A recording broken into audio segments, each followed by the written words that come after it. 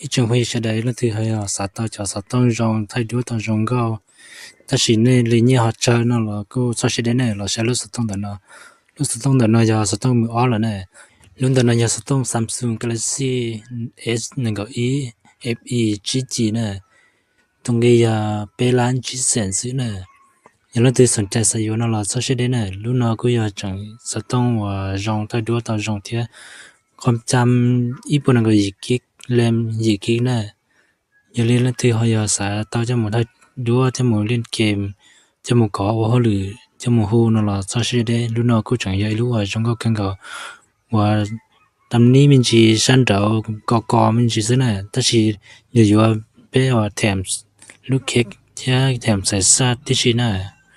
giờ lên là từ hồi giờ xã giờ nó là chỉ sao sẽ đấy mà này giờ sao tao mới ăn là thật sự cái con giò tiền ta lại những cái sử dụng nào lại tạo sự chia là thế này